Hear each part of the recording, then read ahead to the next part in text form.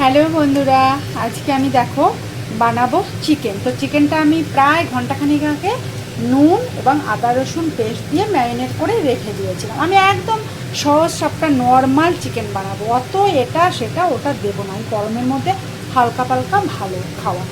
আর এখানে আমি এই যে একটু এখানে আমি সর্ষের তেলটাই সবসময় ব্যবহার করি। সর্ষের তেলের মধ্যে একটু সাদা জিরা ফোড়ন দিয়ে পেঁয়াজটা দিয়ে একটু হালকা ভেজে নেবো। হ্যাঁ, আর আমি কেটে রেখেছি টমেটো। তো টমেটোটাকে না তোমরা একটা বলি, যখনই টমেটো মাংসতে দেবে ওটা না একটু ভাপিয়ে নেবে গোটা টমেটোটা, তাহলে দেখবে তারপরে কেটে রাখবে। ওটা আলাদা একটা ব্যাপার মানে আসে, তবে ভালো লাগে, ব্যাস একটা অন্যরকম লাগে। এরা আমি একটু হালকা ভাপিয়ে কেটে রেখেছি।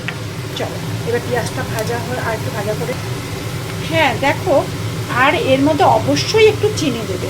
এটা টেস্টও হয়, একটু কালারও আসে।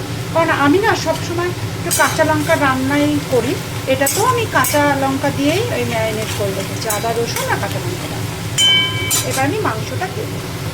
দেখো এবারে এই চিকেনটা এর মধ্যে দেবো।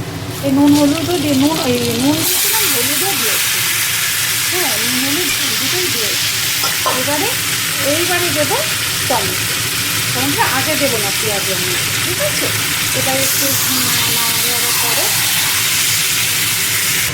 দেখো আমি কত পুড়ে, এই কড়াইটা একটু ছোট হয়ে গেছে, উপরে কতগুলো কড়াই রয়েছে, ননস্টিকের কড়াইটা রয়েছে, এমনি কড়াই রয়েছে। এবার আমার হাজবেন্ড না এই লোহার কড়াইতে রান্না করলে তার নাকি একটু কালো কালো হয়ে যায়, আর সত্যি একটু কালো হয়। তার জন্য এই সিলভারের কড়াইটা দিয়ে করছি, কিন্তু এই কড়াইটা ছোটো হয়ে গেছে। কিন্তু না, আমি আর আমার মাজার ভয়ে আমি আর অন্য কড়াই নামা রান্না চাপিয়ে হয়ে গেছে, এটাতেই হয়ে যাবে। কষিয়ে নিয়ে একটু, হ্যাঁ অল্প জল দেবো, পাতলা জল। দেখো অরিজিনালি কালারটা কোনো কালার ছাড়া কত সুন্দর এসছে। এবারে এর মধ্যে আমি একটু আর কিছু দেবে না, এবার একটু চিকেন মশলা দিয়ে দেবে, ব্যাস ফাটাফাটি দেখা। এইবারে চিকেন মশলাটা দিয়ে দিলে এবার একটু নাড়াচাড়া করে জল দেবে। আর কিচ্ছু লাগবে না, নামানোর আগে খালি একটু ধনে পাতা কুচি দিয়ে নামাবে। কিন্তু তাই বলে আগে বলে দিলাম বলে পুরোটা দেখো ভিডিও প্লিজ। হ্যাঁ, পুরো ভিডিওটা দেখো।